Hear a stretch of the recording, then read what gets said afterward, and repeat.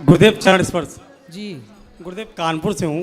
बस आपसे एक प्रश्न नहीं है मेरे अंदर कि अगर किसी कारणवश एक नशे की लत थी हमें शराब की, और उस कारणवश ऐसी महिला का अपमान हो जाए जो वाकई चरित्रवान हो और जिसका चरित्र बहुत पवित्र हो, और उसका सम्मान आपकी गलती की वजह से उस समाज के अंदर, उस क्षेत्र के अंदर चला जाए, तो किस तरीके से उसका प्रायश्चित किया जाए? मैंने हर जगह जाके देखा, मैं बरसाना भी गया, मैं राधा रानी के तो दर पे भी। आपने किसका अपमान किया? मैंने हमारी महिला मित्र हैं श्री लक्ष्मी द्विवेदी जी, तो है ना, और वो उन्होंने हमेशा राधा रानी का नाम लेना सिखाया, हमेशा अच्छे आपकी इज्जत करना सिखाया, नशे से दूर रखने का प्रयास किया, जो एक अच्छा कार्य होता है। उन्होंने हमेशा मेरे साथ किया, लेकिन हमने हमेशा उनका अपमान किया नशे के चक्कर में। सामाजिक तौर पे आज वो अपने परिवार से अलग हैं, अपने समाज से अलग है। तो हम ये चाहता गुरुदेव, क्यों वो अलग क्यों है? परिवार से अलग क्यों है गुरुदेव? कारण ये है कि हमने कुछ आपत्तिजनक शब्द बोल दिए थे उनको। हाँ, सामाजिक तौर पे जो समाज ने उनके खिलाफ गलत विचारधारा रख ली। तो हम गुरुदेव ये चाहते हैं, क्योंकि आपको पूरी दुनिया सुनती है, तो हम ये चाहते हैं कि उस लड़की अगर वो सुन नहीं हो तो हम आपके माध्यम से, पूरी दुनिया के माध्यम से कहना चाहते हैं, पहले तो हमसे क्षमा मांगना चाहते हैं, और गुरुदेव कुछ अगर आप संदेश दे सकते हो नहीं तो जिसके द्वारा हम प्रायश्चित कर सकते जब वो स्त्री पवित्र थी तो आपने झूठे ही लांछन क्यों लगाया? उसका कारण है, हम थोड़ा सा नशे में रहते थे, वो हमको अच्छी चीज़ समझाती थी, लेकिन वो थोड़ा सा मेरी बुद्धि को हम क्या कहें कि गलत तरीके से मेरे अंदर क्या हुआ कि मैंने गलत आपत्तिजनक आरोप लगा दिए उसके ऊपर, और केवल आरोप लगाए, कोई कभी इस तरीके की सोचा नहीं, कभी इस तरीके की हरकत नहीं करी, हमेशा बहन बेटी की इज्जत करी है। लेकिन ये गुरुदेव प्रायश्चित करना चाह रहे हैं। आपके आरोप लगाने से तो उसकी गृहस्थी बर्बाद हो गई ना? जी हाँ गुरुदेव जी। तो अब उसका जिम्मेदार कौन है? हम ही हैं गुरुदेव। हम यही कैसे प्रायश्चित करें इसका, यही चाह रहे हैं, बड़ा चलते रहते हैं। मैं बार बरसाना जाता हूँ, राधा रानी दर्शन करता हूँ। तो उसके पति ने उनको छोड़ दिया? उनके नहीं, साथ में गुरुदेव, वो अपने परिवार के साथ में, लेकिन जो समाज में इज्जत थी उनकी, हाँ, वो आज अपने घर से अलग है, जहाँ रह रही थी, उनकी समाज में जो इज्जत थी वो सब चली गई मेरी वजह से। तो बताइए, जो आपके लिए इतना अच्छा सोच रहा था उसके लिए आपने इतना गलत। गुरुदेव बस इसी बात का प्रायश्चित करना चाह रहे हैं, मेरा कोई प्रश्न नहीं, हम क्या चाह रहे हैं कैसे प्रायश्चित करें। तो आप उनसे माफी मांगिए। गुरुदेव बहुत प्रयास किया, मैंने बहुत प्रयास किया, लेकिन वो हमसे कोई कांटेक्ट नहीं है, किसी तरीके का संपर्क नहीं हो पा रहा। अब हम कैसे प्रायश्चित करें? तो वो आपको मिल नहीं पा रही हैं? नहीं मिल पा रहे गुरुदेव, मैंने बहुत प्रायश्चित किया। तो वो कहाँ चली गई किसी को नहीं पता? नहीं, सब जानकारी है गुरुदेव, लेकिन हम इसलिए नहीं चाहते कि हो सकता है मेरी वजह से उस लड़की को इतना दुख हुआ है, अगर कहीं उन्होंने आत्महत्या कर ली तो हम जीवन का आरोप नहीं झेल पाएंगे, इसलिए हम जाते नहीं, पता है कहाँ रहती हैं, लेकिन डर लगता है कि इतना आरोप उन्होंने समाज में झेल लिया है कि अगर मैंने कुछ गलत बोल दिया और तो हो सकता है उनके साथ कुछ गलत ना हो जाए, इसलिए डर के पीछे नहीं जाता हूँ। अब गुरुदेव प्रायश्चित कैसे करा जाए? देखो, अब क्या प्रायश्चित? किसी की इज्जत उतार दो, किसी की इज्जत से खेल लो, इसका क्या प्रायश्चित है भाई? ए भैया, काहे तुम हाथ लगा रहे हो आगे? वही गुरुदेव, कैसे क्या करें आप बताइए, कोई रास्ता नहीं दिख रहा मुझे। एक ही रास्ता दिखा, प्रेमानंद महाराज जी कहते हैं जब कोई परिस्थिति तुम्हारी विकट हो और तुम्हारे अनुकूल ना हो तो एक मंत्र जपना चाहिए, श्री कृष्णाय वासुदेवाय हर है परमात्मा ने पढ़ता क्लेशनाशाय गोविंदाय नमो नमः। मैं उसका निरंतर जाप कर रहा हूँ। ठीक है भगवान, ऐसा है, आप ना एक बार उनके पति से मिलो जी, और उनके पति से मिलके उनके सामने माफी मांगो कि मैं गलत था, आपकी पत्नी सही थी, मैं नशे में, मैंने अपने स्वार्थ के कारण उस महिला के चरित्र पर उंगलियां उठाई। गुरुदेव एक विनती और आपसे। देखो, माता सीता पर भी लोगों ने लांछन लगाया। गुरुदेव एक विनती और है, सुनिए, समाज तो देखो लांछन लगा देती है, लेकिन उस लांछन लगाने का परिणाम क्या है? सदा सदा के लिए राम जी सीता से अलग हो गए गुरुदेव। समाज के कारण, जी, समाज के आरोप के कारण जब लवकुश का जन्म हुआ तो उनके पास उनके पिता नहीं थे।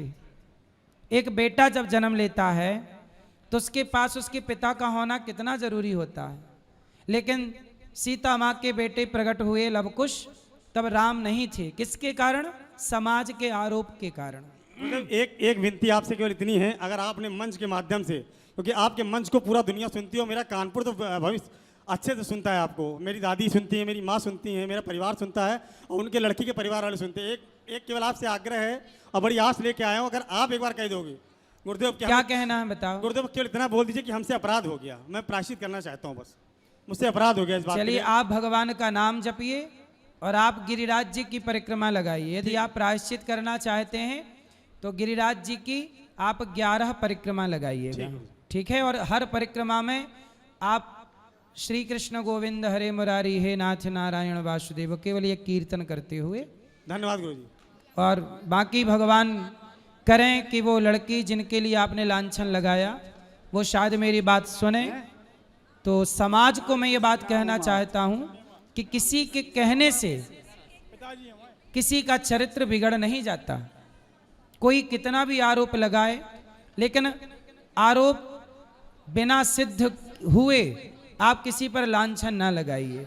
आरोप तो कोई किसी पर भी लगा सकता है, आरोप तो सीता माता पर भी लगे, लेकिन सिद्ध थोड़ी हुआ। तो आरोप लगा देने के बाद आप उसे बदनाम करें, आप उसे परेशान करें, ये गलत है। पहले सिद्ध हो जाने दीजिए, थोड़ा सब्र रखिए, सिद्ध हो जाने दीजिए, फिर बोलिए, मुंह खोलिए।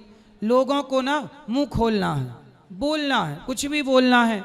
आपके बोलने से कितने, अभी मैंने एक लड़के के बारे में सुना, वो मेकअप करता था लड़का, उसको इतना परेशान किया लोगों ने कि बेचारे ने आत्महत्या कर ली, समाज के दबाव के कारण।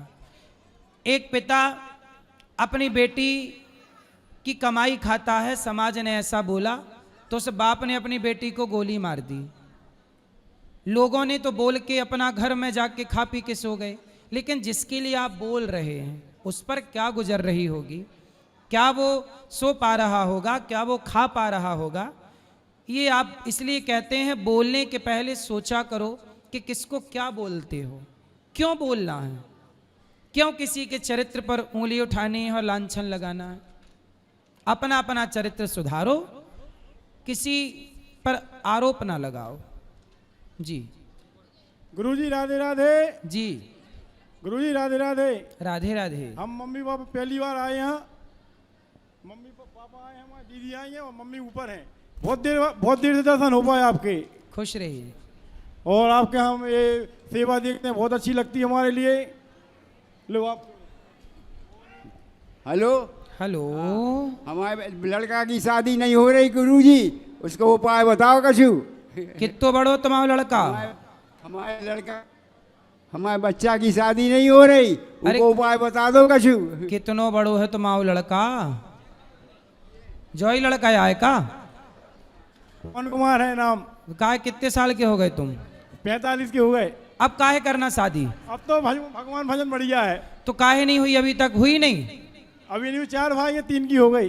तो आपकी काहे नहीं हुई? अरे अब हो जाएगी, कोई दिक्कत नहीं है। हम तो खुश हैं। तो अभी भी उम्मीद है कि हो जाएगी? नहीं, जीवन में खुश है, ना हो चाहे ना हो, हम तो खुश हैं। पापा को चिंता है। नहीं तो आपकी क्यों नहीं हुई शादी? क्या मालूम, भगवान की कोई इच्छा लड़की है। पसंद नहीं आई? जैसी- कोई जैसी- ऑफर आता है लड़कियों की तरफ से? हैं? आता है कोई ऑफर? आता है? ऑफर अभी नहीं आया। नहीं आया? ठीक है, हम तो खुश हैं बहुत। तो क्या करते हो? पैसे वैसे कमाते हो? हो कितना? बिजनेस करते हैं, बिजनेस। कितना कमाते हो? 10-20 हजार। कैसा बिजनेस है 20,000 कमा पाते हो? हैं? अब अगर कृपा होगी, अगर वहाँ के बिहार थोड़ा की- बढ़ाओ, बढ़ाओ, पैसे कमाओ, मस्त पैसे कमाओगे तो ब्याह तो 50 साल बाद भी हो आपके जाएगा। यहाँ बहुत अच्छा लगा यहाँ, हम्म। और आपकी जो सेवा है, हम आपकी तारीफ करने लायक नहीं है। चलो भगवान करे आपका विवाह हो जाए। अब देखो, राधे कृष्ण की ऐसी कृपा। हो जाए भगवान करे। बहुत अच्छा लगा, पहली बार आए यहाँ। आते रहा करो।